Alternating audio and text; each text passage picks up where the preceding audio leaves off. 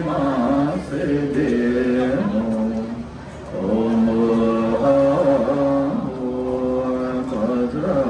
Guru Pema Tsheri.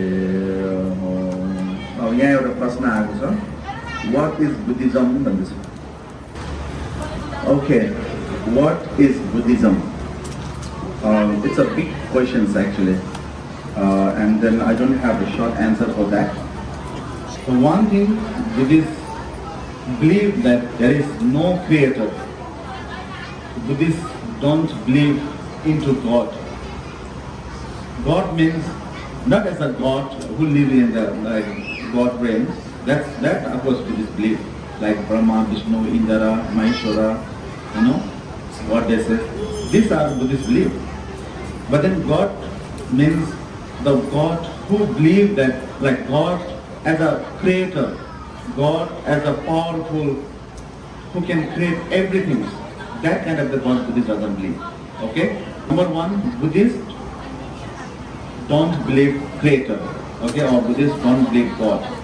Because why? The reason is that why Buddhists don't believe creator? Because God, the creator, they said the universal and all the sentient things, all and everything that exists in this world has created by God. That is what they believe.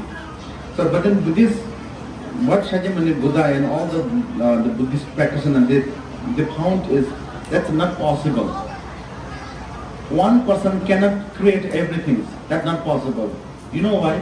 Because when you look at the system of law of cause and effect, cause and condition and then effect, result, right?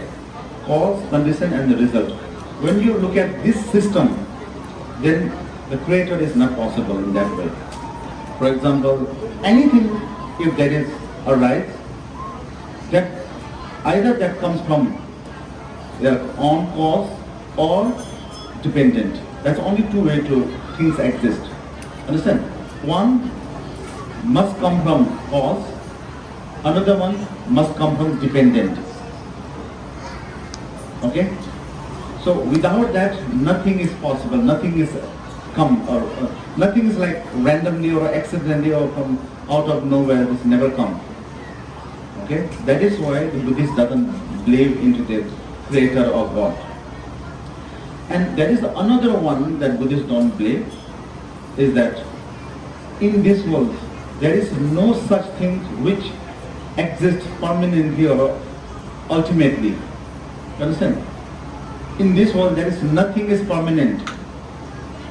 There is no single atoms or no single things that exist forever. Everything that exists in this world is going to go soon. Sooner or later that will go. That will die. That will change. Subject of change. You know why? Because all the things that exist has come from cause and condition or dependent. So if anything comes from dependent, when you investigate on that, analyze on it, you won't be able to find a single atom as an independently exist. So that's why all the dharmas, all the phenomena are interdependent. So if anything that comes from interdependent, that will be empty. Tenjing dejung main bi choga yoba maino. Dejung tongi main bi choga yoba maino. There is no such thing that comes without the interdependence. Or when things comes from dependent, then everything that comes from dependent is empty by nature. Okay? So these two things are very important for the Buddhists to understand. Number one, system of law, cause and effect or interdependent, and there is no such thing in this world exists permanently. Okay? So once you understand, I think this much, so that I think that will give you the most powerful statement, I would say. And then there are so many, to be a Buddhist, there are so many things that you need to, understand and then apply. To understand the complete Buddhist, there are the different levels, there are the different categories that you need to understand. But then I think the essence of that is these things, okay? There's two things, okay, let's put it in that way. One, conduct, choba, and tawa. There's two things, okay? Choba and tawa. Choba means the conduct, bebahar, bairi bebahar, right? And then siddhanta, or view. You know, conduct and view, there's two things. View is interdependent, and then conduct is not harming others, not involving into unwholesome actions. This is Buddhism. Okay, actually there are a lot of books now translated in English and Nepali. There is the one book that is very famous, that the first time they translated that 1970 by Oxford, and after that there are so many times they reprint, and then also they recorrect some of the dictionary, I think, words. So that was the words of my perfect teacher. Words of my perfect teacher, yes. Okay. Okay, there is another one question. What is the benefit of offering water? What is the reason behind the prostrations for 3 times? Okay, the number one. What is the benefit of offering water? You know, we're offering water.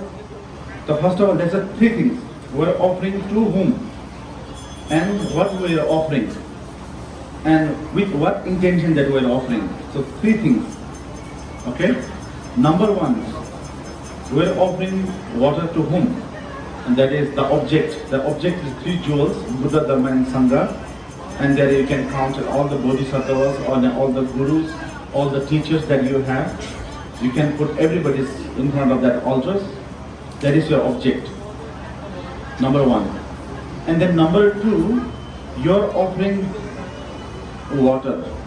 That actually it's a symbolically we offer the water, but actually it's not only the waters. I think that's 8 items that we offer: argam, pedam, puspe, dvipe, aluke, gende, nevide, shabda. Argam, padam, puspe, dvipe, aluke, gende, nevide, shabda. Okay? So there are the 8 items that we're offering. Number 1, argam. Argam means the drinking waters. Let's imagine that you have a special guest in your home. Okay? Very special guest. So now how you treat him? Just like casually you just offer the water, or you will do so much of preparations, maybe, you know, with the respect, very carefully. You need to clean your cups, you need to clean the rooms, everything. So just imagine like that. So in this world, our biggest guest, very special guest is 3 jewels: Buddha, Dharma, and Sangha. Nobody is above that.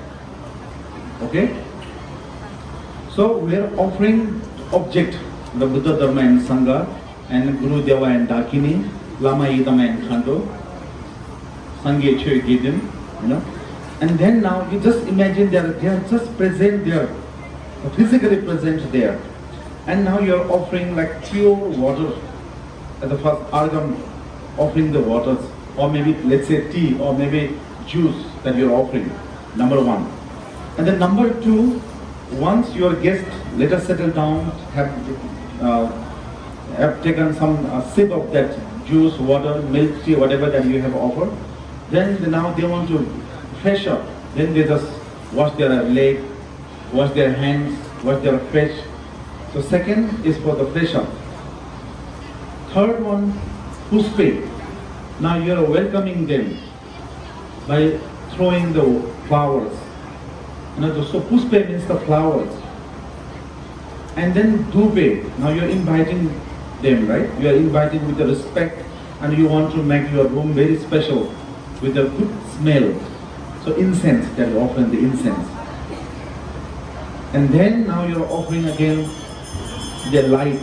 Because of course, if you have the guest, you don't want to keep them into a like dark place, no? You want to, them show them everything. So then light is very important. So then aluke is the light, candles, butter lamps. And then now, this to bring the good smell, then gende. Gende means sugandha, good smell. And then now, Navide, now you have a guest, you have welcomed them all. Now what you need to do, what you do normally, of course, you offer something, maybe breakfast, or maybe lunch, or maybe dinner, or maybe snack, or something else. So you offer them that. That's called Navide. And then now Shabda. Shabda means the musical items. So you see, when we do puja, we have the big rolmo, we have the drums, we have the gallings, we have the long horn, that tumar we call, we have the conch, the white shell conch. So that all is considered as the Shabda, and Damaru, bell, everything. Now that we're offering to the Buddha, Dharma and Sangha, but that doesn't mean that they need it. Why we are doing that? The intention is very important now. Third one, object to whom that you're offering, the object, the thing that you're offering, and then the intention with that you're offering. Now intention is very important. At this time, why you're offering the water, right? That intention is not because Buddha, Dharma and Sangha needs the water, not because they have to drink, they need to eat something. No, they're not because of that. They are free from all those kind of the thirsty and hungry. Okay, Buddha, Dharma and Sangha, they don't need any waters, they don't need any light, they don't need any incense, they don't need any flowers, they don't need any music at all. Then why you are offering? Because we need to offer, we need to accumulate the merit. Without merit, we cannot do anything. Without merit, you cannot have a long life. Without merit, meritorious, okay? Without merit, you cannot have a long life. Without merit, you cannot have a peaceful life. So, in order to have all and complete and peaceful life, you have to have the merit, punya. In Nepali we call punya, the merit. That's very important. So now, how to accumulate the punya? The very basic way, very easiest way is then by giving, by offering. Giving and offering is actually the best way and easiest way to accumulate the merit. Okay? So that is why you say, whatever you do in the act, or any kind of the activity that you do, at the end we always dedicate. You're actually sitting there. By this effort, there are so many experiences. It's called dedications. At the end, when we do puja, at the end we always dedicate. May all sentient beings be free from the suffering of samsara. May get what I want. May my family be peace and happy and long life. So that we always have that intention. That means we always wish something. We always want something. Now that wanting is not possible without merit, without punya. So now how we can accumulate the punya is that only method is then, the easiest way for us especially is then by giving. So offering water is actually giving. So we cannot give, you don't have to give your whole life, you don't have to give your eyes, take out and give somebody. You don't have to cut your hand and give somebody. You don't have to give the money to somebody all the time. But if you could just offer the waters, just go to the puja room, shelters or altars, and then just offer. Just think that, I'm offering this water to 3 jewels. So that my wish is, may all sentient beings be free from the suffering of thirsty and suffering of the hungry. May all sentient beings be free from this, from the greediness. May all sentient beings be free from the suffering of samsara and attain the enlightenment. So if you have that kind of a wish, then it's a perfect. That is what we want. That is what the reason why we are offering this. Okay? So intention is very important at this point. Okay? Why you are offering?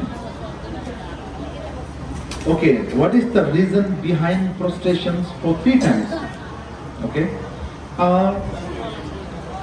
I don't think that we need to do a 3-time prostrations, but it has been now like trained, it has been like system now. So, but I can tell you why we need to do the prostrations. Respect. It says that when you have an ego, I am the best kind of the thoughts, Oh, I am the best. I am the perfect. I don't need to depend anyone. I don't have to depend anybody. So I don't have to respect anyone. So I am freedom. I am in the free land country.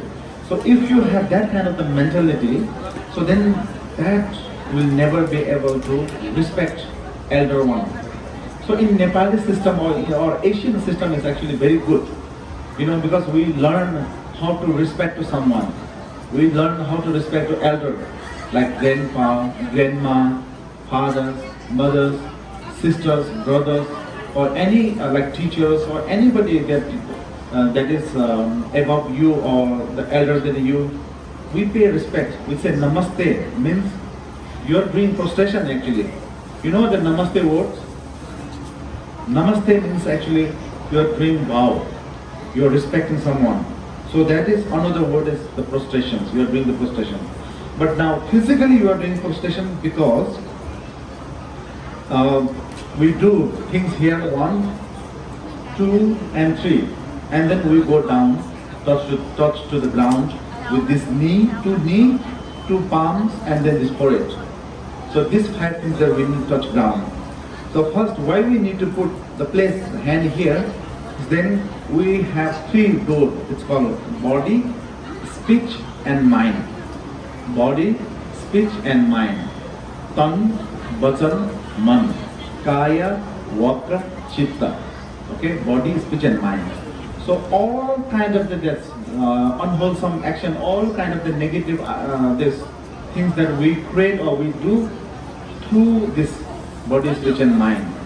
So now you need to confess through body, speech and mind. So that is the one reason why we do prostrations. But I think just you can do 1 prostration, I think it's a fine. But 3 times if you could do, that's the best, because now this has been like one kind of a system that we have been doing, and then also you can say, okay, 3 times because there is a 3 object, Buddha, Dhamma and Sangha, Lama, Yidam and Khando, or you have the 3 doors, so body, speech and mind, so that's why you are doing the 3 times. I think you can say that too. Okay, my job is done. That's all.